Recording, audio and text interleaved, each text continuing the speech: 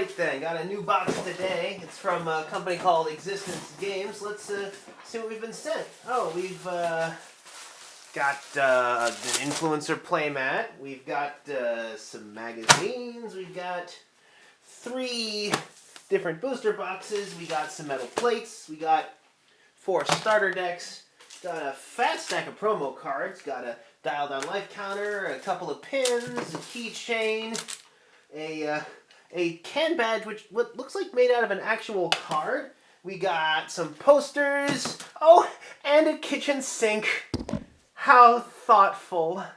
Whew. Yeah, I guess they saw me pull that fabled rare out of the flesh and blood box and were determined to not be outdone. So what we have here is basically everything they've ever put out for the game called Exodus by a studio called Existence Games. And this is a game that I refer to as a lean runner. It's kind of like Redemption. I did a whole review on that. Ironically enough, both of these games have angels as a rather prominent force. But what I mean by lean runner is that this is a game that maybe doesn't release as much content each year. Like Redemption, Exodus only puts out like 1 new set of cards per year, but instead they have usually a smaller studio that runs on a tighter budget, and they're kind of the equivalent of like an indie video game developer in that what they do is they create a small but dedicated fan base that that enjoys participating in a neat little project like this. So it's a game that, despite not doing Magic's numbers, still manages to get by and produce some incredible stuff. And they do have a number of policies that they go for to try to make that happen. Their first rule is they say they're not going to like reprint any cards. They're not going to do what like Magic or like Pokemon do, in that they create subsequent reprintings of cards in order to keep them legal and standard. And that's because they don't rotate. Now, a game that puts out content this slowly usually doesn't need rotation, but that's something that they're going for here. They claim they have a future-proof design. We'll see how well that lasts. So no reprinting, no rotation, and no card banning. Although, who knows? Forerunner of Eclipses here is a hard counter to everything. We'll see how well that does. One thing I do appreciate about the game, one thing I mentioned in my my most recent follow-up, my follow-up to 7 Deadly Sins episode 5, was always credit your artists. And they actually have a heavy emphasis on crediting their artists for this game. The cards are nice and full art. All of the art is quite prominent on the front of each of the cards. We'll get some close-ups of some of these cards in a bit.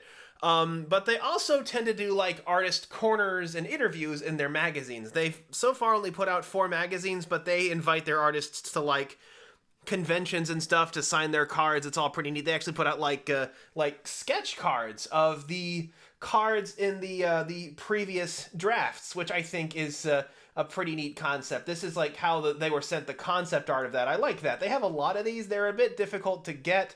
You can pretty much only get them online. I got them through, this was the pack-in with the magazine, which I thought was kind of neat. Alright, so how exactly does one win a game of Exodus? Well, it's a game where both players start the game with 10 life points, and the goal of the game is to reduce your opponent from 10 down to 0 by attacking them with creatures like this. Although, I'm sure you guys have already noticed something a bit strange about these creature cards, and that is the fact that they don't have any stats on them anywhere. They don't have an attack stat, or a defense stat, or a hit point stat, or a damage stat, or even a cost. And I know that seems really strange, but the thing about Exodus that really sets it apart is that your creatures are as strong or as weak as you want them to be. Okay, I know that sounds pretty strange. Let me explain. So, the story of Exodus takes place in this weird dimension called Eventide, although it's spelled with 2 E's. Eventide. Eventide. Eventide. But yeah, the idea is that the people who wind up in Eventide have something called a halver, which is a special gauntlet that allows them to essentially shape reality. And what happens is if your Halvar ever gets destroyed, such as through battle or something like that, you actually get cast out of Eventide, never to return. So the basis of that is, in this game, there is a resource called energy.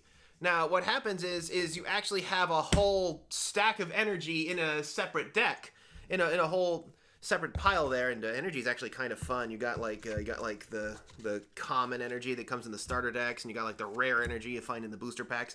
But what happens is, at the start of your turn, you draw 3 cards from the top of your deck and 3 energy cards, and what you do is, at the start of your turn, you take the energy that you get, and you build, like, stacks. You can stack some energy, like you can stack 2 energy here, or 1 energy there, and then what you do is you play creature cards from your hand onto your energy, and this energy simultaneously becomes their health and their attack power. They deal damage equal to the amount of energy they have on them to whatever they fight, and they have this much energy as health. And another funny little quirk about energy is you're actually not obligated to play a creature onto a stack of energy that you have made. You can actually just kind of leave it there, and your opponent can't, like, attack energy that doesn't have a creature on it. And it's kind of funny because there's also some card effects that destroy creatures, but unless it specifically says so, except like tethered to Eventide, it actually doesn't destroy the energy beneath it. It's similar to with Yu-Gi-Oh's Mystical Space Typhoon. Sure, you can use Mystical Space Typhoon to destroy a Heavy Storm as it's being played, but it doesn't actually eliminate Heavy Storm's effect. So energy is kind of a quirky thing, and you don't have to play all of your energy on your turn. You can stash it on your turn, although you can't make a stack that's any higher than 3 from your hand. Although the fact that energy is universal, so you can use any energy for any kind of creature, so you can use it for whatever you have in play. So I'm sure the question comes in, so how does the game find its structure? And that's where we have the guilds. You've probably seen on these creature cards, they have like, up here, it's a bit hard to see, I'll try to get a zoom on it at some point, but they have a creature type up here. It's really the only stat they have on here is their creature type. Like you got Shard Folk and Dragon and Chrono, and these are the guilds, and there are currently 5 guilds. You have the Skyborn, they use angels and stuff like that, and you have their basic opposition, the Dragonis. You also have the Order, who splintered off from the Skyborn and are causing trouble, and then the Shardvale and Treeforge clans kind of came out of nowhere before everybody got attacked by the Chrono, which are beings from another dimension. They are the main characters inside the third set dimension disappeared. But each of the guilds also have their own sort of dedicated strategy. For example, the Shard Folk have a lot of cards that inflict a status called Freeze, and then they have creatures that either benefit from being frozen or which can allow you to freeze other creatures in play. For example, Chief Bandit can gain energy by having a bunch of frozen creatures in play. There are also cards that require you to run straight run characters. Like you cannot use Guild Warfare unless all of your creatures in play match a creature type. So you can certainly splash, you can certainly build decks that combine a large variety of cards, but you're usually better off sticking to one group. There are some problems in the game, although I think a lot of it is early game jank. For example, because they really only had 3 different guilds when the game was first introduced, it meant that there was a lot of redundancy among the cards. For example, Portal Black Dragon and Bellflower Dragon, because there aren't any like stats or anything, and because special abilities only appear on the foil rare cards, they are essentially, they're gameplay wise identical. Although, like I said, this is probably a problem with early game jank because there were only 3 guilds. Now there are a lot more, so hopefully we won't be seeing as many redundant cards in the newer sets going forward. Like the original starter decks, Harmonized Dragonis and Harmonized Skyborn. Now, they do contain some really important and vital cards, like the cards Vortex and Unsummon and Reevaluate. These are cards that belong in every deck, But unlike the Shard Veil deck over here, their contents are actually otherwise kind of boring. I mean, the Harmonized Skyborn deck contains only one rare card, and that one rare card is Dimensional Desperado, which is one of the only rare cards to not have some kind of special ability. Not to mention it's also one of the only cards to receive a reprint. What I'm holding on to here is actually the Galaxy Tides reprint. There's also the fact that, speaking of Dimensional Desperado, the reprint I got that from, the Galaxy Tides box, it contains 12 booster packs, but in 4 of them, instead of receiving a rare card, I received a parallel foil of an uncommon card. And uncommon cards never have ability text on them. And I've gone over this in Rarity, my video on Rarity, about how when you don't get a rare card in a pack, how that's really disappointing, because it does not take long, maybe 1 to 2 boxes at most, before you're cracking packs, and that's all that really matters. So if I crack open a pack and I don't get a rare inside, I'm going to be kind of disappointed. Although, like I said, I think that might be a problem with the early sets, because the second box I got, Converging Chasms, that only happened twice. That happened half as often. I only got 2 of the parallel uncommons, and at least they were symmetries in this case, but honestly, I don't know how it is in Dimension Disappeared. I haven't opened this one yet. I need something to open on video, because apparently magic happens whenever I open a box on video, so I'm saving it for that. But they were also including these as box toppers, and I say these should probably stick to being that. Just get the uncommons out of the packs entirely, and if you just stick to making these box toppers, they'll probably hold their value a little better. Although another thing I'm worried about is Accretion. They have put out 3 booster sets so far, and yet they already have the keyword abilities Freeze, Reveal, Afterthought, Rebuild, Ignite, and Eventide Field. And that's in just, like, their first 3 booster sets. It's not going to happen so severely because of how slowly they release cards, but if they keep releasing this many new keywords, and all of those keywords are actually fairly complex, if they keep on doing that, then I worry that the game might get a little bit overblown. Let's see if I can find it. They also already have an infinite loop. What happens is you can play the card Dimensional Dust to retrieve another copy of Dimensional Dust from the discard pile, and you can do that endlessly. You can do that over and over again. You can do it until the end of time. So if there are any cards that come out that trigger in response to something being removed from the discard pile, or every time a symmetry is cast, that's going to be something to watch out for because of the Dimensional Dust infinite loop.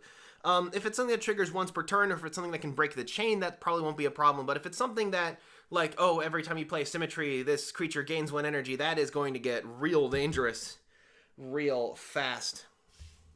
Now, there are special rarities in this game. For example, in the first set, Galaxy Tides, there is like a card, Alana the Star Formation, did have a secret rare version, although the secret rare alternate art was that it's green instead. Yeah. And yeah, I know, I pulled 2 copies of the set's money card from a single box, deal with it. But in later sets, they actually put out cards that were, the secret rares are actually, they're special, they're their own cards, and they actually have like a raised foiling effect like you see on the Pokemon Full Art cards, although the one I have here, I don't know if you can really make that out. It's a bit misaligned. I'm also apparently obligated to mention the fact that Rarity actually has an effect in the game. So yeah, there are effects in the game that target cards based on their rarity. It's technically the only other stat that the creature cards have, aside from their creature type, is whether they're common 1-star, uncommon 2-star, or rare or higher as 3-star.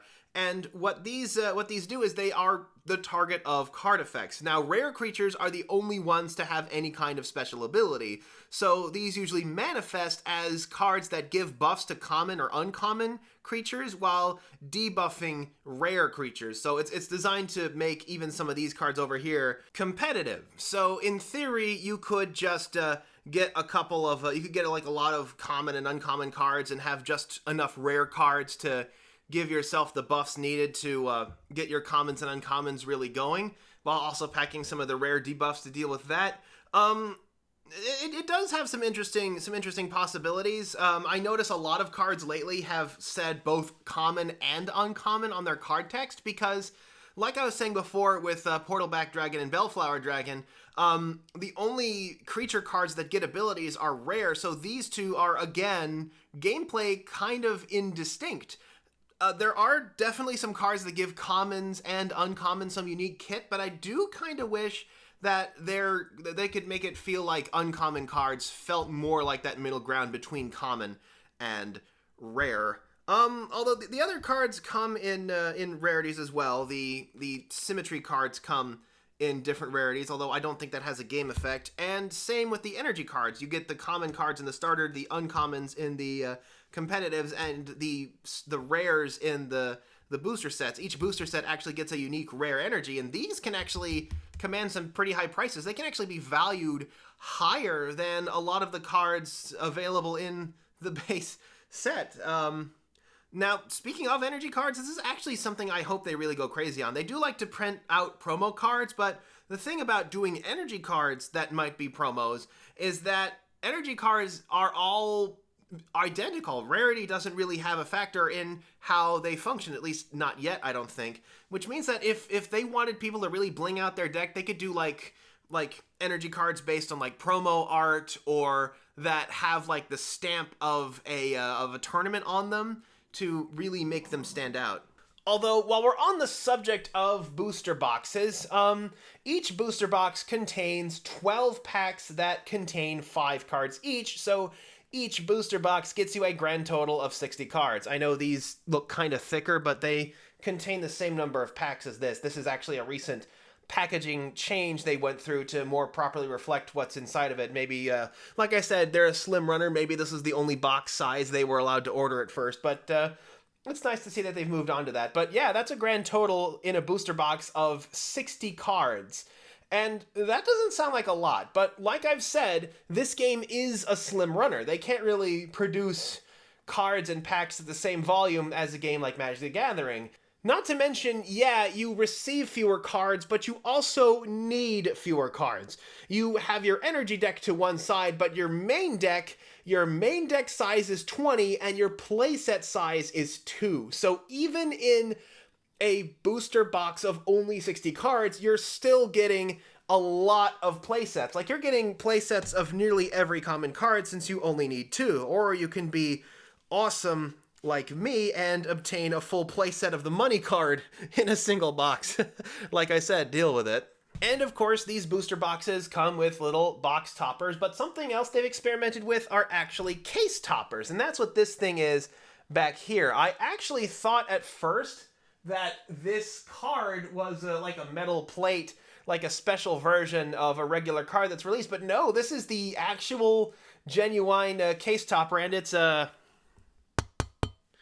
I don't know if you were able to hear that, but yeah, it's like ink printed onto aluminum, and what these are is these are called Harmony Rares. They're Eventide Fields. What they do is each player can bring one of these to a match, but the player going second gets to choose which Eventide Field is used in the game. And what they do is they have some effects, but players can also skip their draw phase to awaken the Eventide Field to turn it into a creature and gain control of it. So this is a kind of a unique option. It's something, like I said, it's a case topper. You order I think it's 6 boosters, and you're guaranteed to get one of these inside of it, one of these different kinds. Although, I mean, the metal is cool, but the problem is ink does not stick well onto metal. So you can already see how a little bit up here the ink is already kind of chipping and breaking off. It's kind of fragile. They talk about putting it into like a 6x9 like Comics Digest top loader. And like I said, these are neat, but if they continue to make these kinds of cards, I might suggest maybe ditching the metal and switching over to card stock. A lot of these oversized cards you see, they're made with the same card stock as the regular cards, so they tend to be kind of floppy. But for some reason, my Granosaurus card is actually made of like a nice heavy card stock. I think that would work for this. Then they could make these cards like huge and like holographic and stuff.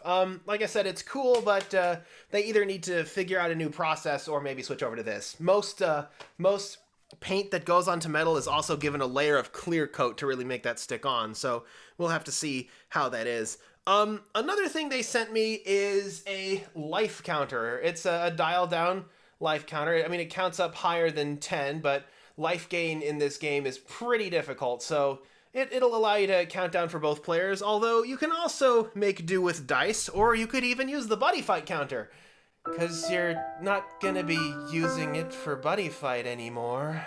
So if you're new to this game, they actually have like special sets online where you can purchase like special sets that include some of the starter decks and maybe some bonus cards. If you're picking a place to start, I'd say go with the Shard Veil competitive deck. This is a deck that contains a lot of high-tier kit, and it also includes the card Drifter's Dueling, which is an essential card for nearly any collection because it's basically Thoughtseize, but it has a lot of interesting kit.